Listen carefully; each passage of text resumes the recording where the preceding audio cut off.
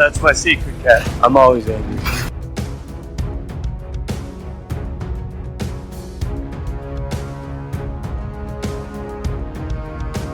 Alright. I ran out of patience. On the roost! Hey everyone, Captain, big fan of Spider-Man.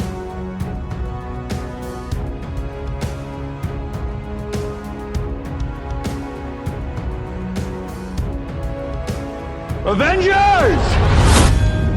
Assemble.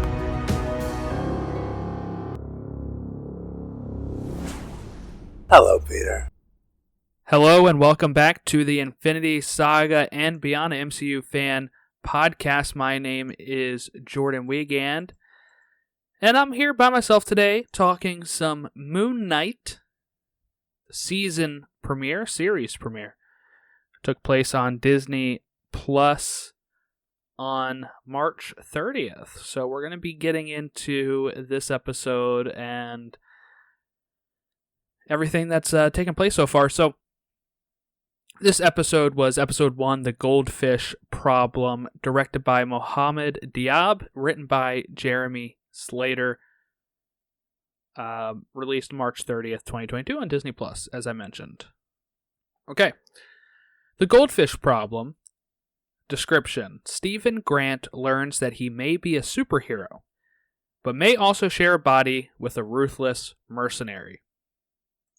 So, this episode kicked off before the Marvel fanfare with us seeing Ethan Hawke's character, Arthur Harrow, who is going to take a drink, smash his glass, and put it in the feet, in his shoes, to hurt his feet, I guess. I don't know what he's gaining from there, but he is a guy that we will get to know a little bit later in this episode. And then we will be introduced to Stephen Grant, who is occasionally suffering from blackouts. And since he is having trouble realizing what he's doing, he started chaining himself to his bed. He leaves sand out around his bed so he can see if anybody else walks there, or if he had walked through it. And he also puts tape on the door to make sure that he hasn't left for the night. So he's trying to figure out what is going on, but he can't figure it out. He does go to his museum gift shop job that he works at. He has a museum worker that is like a museum boss that is kind of rude to him. I would say not a great atmosphere working.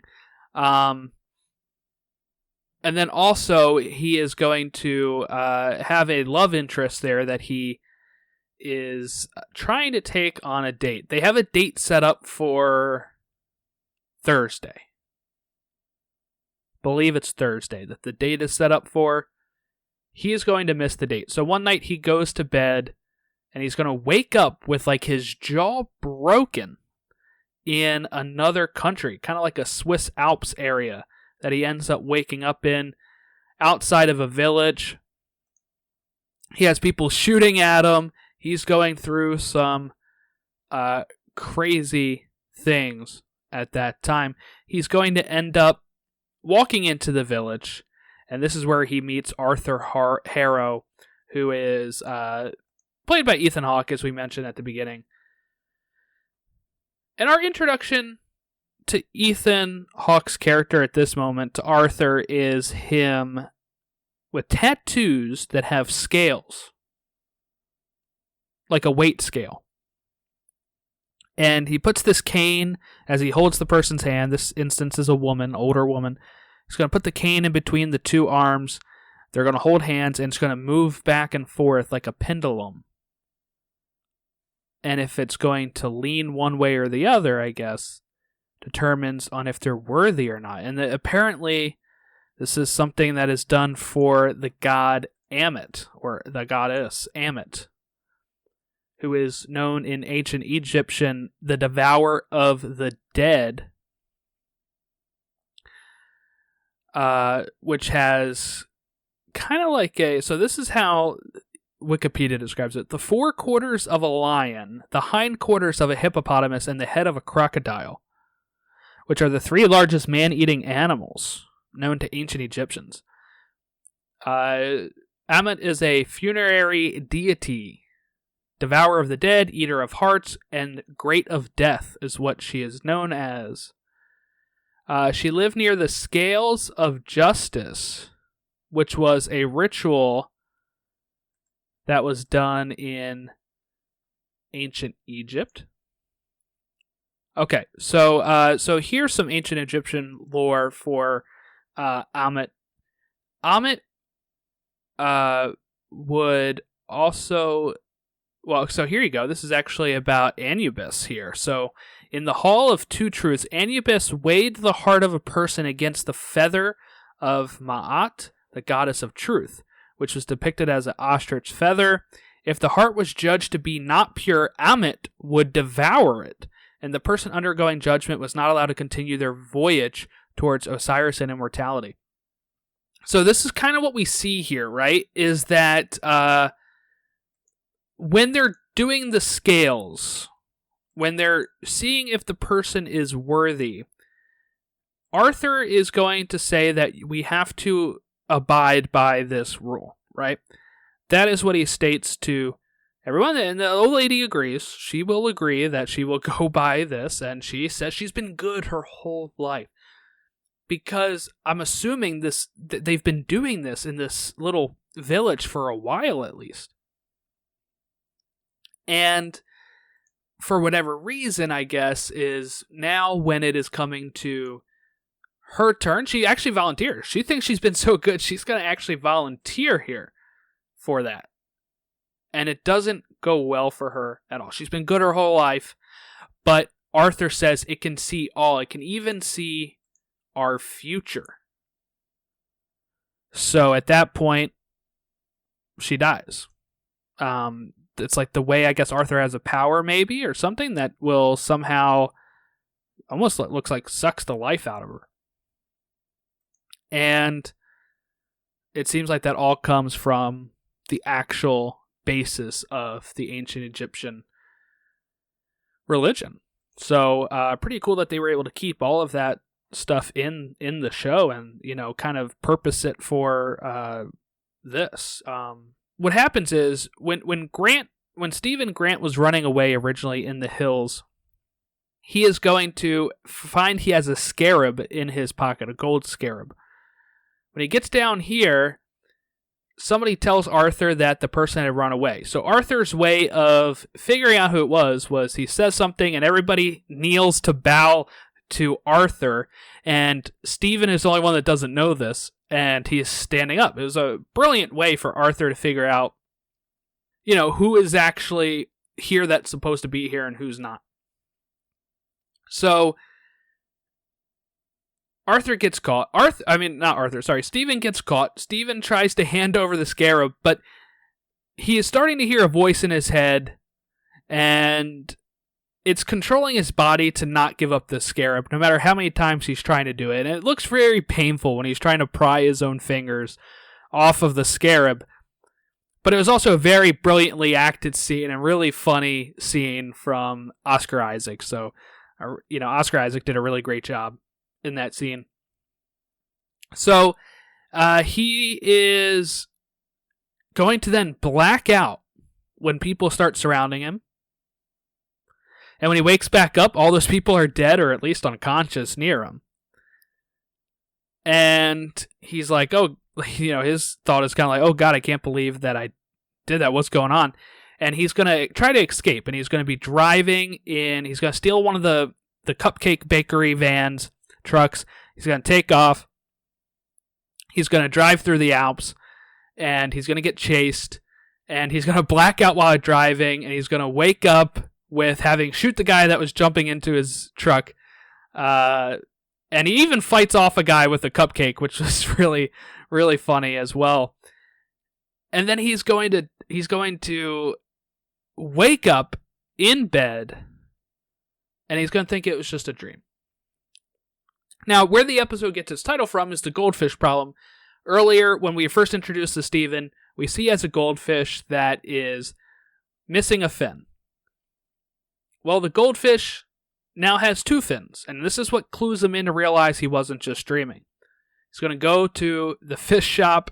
He's going to ask for, a fish with one fin, and that the fish with two fins shouldn't be his. What's implied kind of here is that that the fish had died, I guess, while he was gone, and the other version of himself, not Stephen Grant, but Mark Spector, replaced the fish to try to fool Stephen into not realizing that the fish had died. Because the lady even says, when you were here yesterday, you were very adamant about having one fin as well, because Mark was trying to replace the actual fish with another similar fish. But, at that point, too, Steve's going to go to he's going to go to the date that he thinks is happening on Thursday, but it is actually Sunday. And he waits until almost the time the kitchen's going to close. He, calls the woman. She's furious. He had stood her up a few days ago. He's confused. He has no idea what's going on. He's going to get home, and he's going to find the hidden phone and a key card in his apartment. And in the phone number is a call log of people that have called him. It's an old flip phone. A woman named Layla has been calling him for a while. We also see a reference to another name in the book is from a Moon Knight character named Frenchie. So that is, it says Duchamp. And that's Jean-Paul Duchamp, who is known as Frenchie in the comics. Now, Frenchie might be in the show. We might know who's playing him. It might be Gaspard Ulliel, who is a French actor. He's supposed to be in Moon Knight, but he actually passed away just a couple months ago in January in a ski accident. But sounds like he might be the one that's playing Frenchie. I'm not really sure. Be interesting. It'd be sad that we had lost somebody already. I mean, thoughts go out to his family, because this probably would have been a big break for him, really, being in an MCU project. So in the phone also has the Duchamp, which is Frenchie's name. So he actually calls the Layla number, and she is like, "What is up with your accent?" Which we've talked about in the trailer when it happened. What's up with your accent? Why are you talking like that? And he's confused. She thinks he's calling as Mark. He's calling as Steven. We don't know if this woman knows about his dissociative identity disorder or not. We don't know if she knows that. I'm going to say she doesn't. Just from how she's acting. I don't think she knows that is going on with him at this point. So, she's addressing him as Mark. They disconnect the call. He's going to walk out in the hallway, and this is where we actually start seeing Khonshu, the god, that has been talking to him, voiced by... Okay, and I just looked up. Gaspard Ulliel is not playing Frenchie. Okay. So there you go. There it is. Yeah, F. Murray Abraham as Khonshu. He's been in... If you've seen the show Mythic Quest, he's been in Mythic Quest. He's pretty good in that show on Apple Plus. He's been playing the role. Yeah, he plays C.W. Longbottom. There you go. Okay, so then when he goes to work the next day, we're going to see him confronted by Arthur Harrow. And it's turned out, actually, a few of the people at the museum seemingly work for Arthur. And, the people at the museum are worthless. Nobody, the security guard does not want to help Steven. He's too focused on his otter videos. This is when Arthur says that he is the servant of the goddess Amut. And then, Steven's going to get away from him for a little bit. But later that night is when Arthur is going to summon the Anubis jackal monster that is going to come and attack Grant at the museum. And when Steven is in the bathroom, this is where we finally get him actually seeing in the mirror his reflection of Mark Spector, and Mark asking to take over. He wants to take over the body. And he's going to agree to give up the body, and that is when he transforms into Moon Knight. And we get to see the full suit as he's punching and killing the jackal monster. And he's going to stand up at the end. He's going to turn to the camera, and the famous gif that's been everywhere, and the last scene of the trailer of him walking towards the camera. So that's the plot line of this first episode, and overall, I just want to say I really enjoyed and really loved this first episode. I think for me, this is probably the best first episode of a Disney MCU Marvel series on Disney Plus. It was a perfect introduction, and really when I was thinking about it, and I was texting some people this too that have been on the show, like Logan, this is the first show that we are getting on Disney Plus for Marvel that does not have a character that we already know as one of the leads. So we had WandaVision, which had Wanda and Vision, of course. We had Falcon and the Winter Soldier, which of course has Falcon and the Winter Soldier. We had Loki. What If featured every character we knew. And then we had Hawkeye, which had Hawkeye. This is the first time we're kind of dropped into something that is completely new to us. We're going to be, introduced to other characters like Miss Marvel and She-Hulk soon that'll carry their own shows. But this is the first one that we're being introduced into where we have no idea. And I think that works very well for this show. As we've mentioned last week, and as we've mentioned in other episodes about Moon Knight, he is a character that has dissociative identity disorder, which used to be referred to as multiple personality disorder.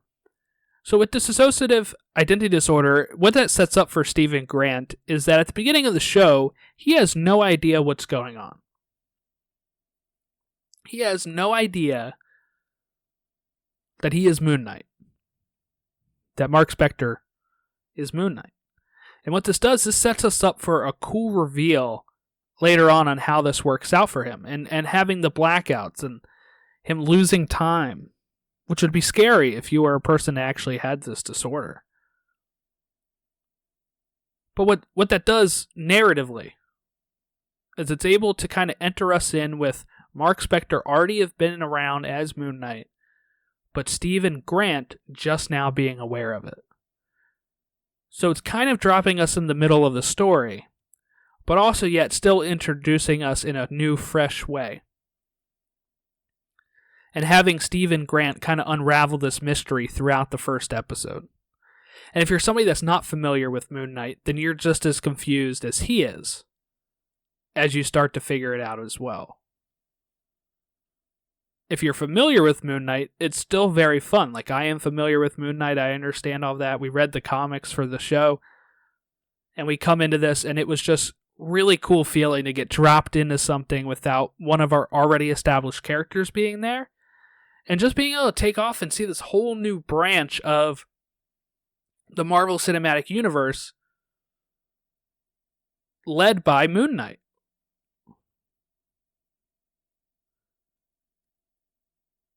So that was a very good, fun part of it as well. It's just the freshness, the not being weighed down by anything in the past. If you're somebody that has not watched any of the other MCU, you could watch this first episode.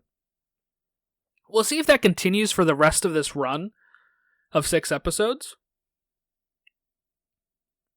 We'll see if that continues, if they continue to have that sort of atmosphere or disconnection. The way that Oscar Isaac talks about it, that's how it's going to be. And I think that's really cool. I think that while we love the MCU for its connections, and we do, it's also cool to be able to know that a story can kind of take place that is kind of disconnected as an intro here before he'll probably eventually meet some of these other superheroes. Now, critics have seen the first 4 episodes, so you gotta be careful for spoilers out there from these first 4. But it does sound like we're gonna get Mr. Knight in these first 4 episodes, which is the Moon Knight character with the suit, the mask and the suit. That's Mr. Knight. So it sounds like we're gonna get him in the first 4 as well. So that should be a lot of fun. But overall, I really enjoyed this. Some standout moments, of course, is when Arthur mentions Avatar and Steven's deadpan delivery of, yeah, I know Avatar, the blue people, and then, when Arthur says, no, he's like, oh, okay, you mean the anime, like the cartoon. So I thought that was a clever little bit there, but I feel like this really feels like a British show at times. I mean, there's times where the humor is very dry British in this beginning part, as we're taking place in England, which I guess makes sense. Makes a lot of sense for it to feel that way, I guess. The CGI was a little rough in the car chase. I can ignore that kind of stuff, though I know some people are really talking about it, but it's really only a few seconds of the, up on the screen at that point where it looked a little rough. Yeah, I'm trying to think of anything else I want to talk about with this episode. But yeah, I think Oscar Isaac killed it. He's put on a great performance as Stephen Grant. We haven't really got to see him be Mark Spector yet, so I think that's going to be really fun too, is seeing how does he portray himself as another person in this as well. So that's something else to look forward to with Oscar Isaac's performance, is how well does he play multiple characters. I also really liked how when Khonshu's talking to him and, he's trying to talk to Mark and he's like, oh, Mark, the idiot's in charge again. Like that Steven had taken over the body. And Steven has no idea what's going on with this. I guess one of the theories I have is, Steven's been talking to his mother, leaving messages for his mother on the phone. We've seen that a few times. Obviously, his mother doesn't exist because the main Steven is actually Mark Spector. That's the actual main personality. Steven is an offshoot personality from the dissociative identity disorder. So his mother doesn't actually exist. So it's either who's getting the call, or is he calling himself? Is he calling the cell phone? Is he leaving voicemails somewhere? Is it a way for, somebody had a theory that he's calling the flip phone, and that the flip phone that's going to be Mark's way of keeping track of what Steven is up to during the day. But I think then we would have seen that in the call log. And the phone was dead and they had to charge it. So I'm not so sure that it's something that Mark is actively using right now. So I guess we'll see. All I know is I'm really excited. Really pumped to see episode 2, which I don't know if we know the name of it yet. It doesn't state it, but it's going to be directed by Justin Benson and Aaron Moorhead. Written by Michael Castelline. April 6th is the day that is coming out. But, yeah, I don't see... I saw some people getting on Oscar Isaac with his accent and Stephen Grant. For me, look, I'm not British. I thought it was a pretty okay, good accent. But also, you got to realize that Mark is not English. So, this Stephen personality is not technically British. So, his accent is fake. So, of course, for me, it's fine if it doesn't sound 100% because it's not a real one.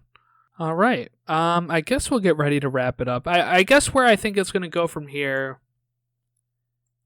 I do think he's going to wake up to this at some point. I think he'll be more into what's going on, be more aware. We're still going to probably focus solely on Steven, I think. I think there will be times where we see Mark, of course, but I think for at least the first 2 or so episodes, we're going to mostly see it through Steven's point of view here, and then kind of be maybe getting caught up to what Mark has been doing. There is a reason he was at that village, right?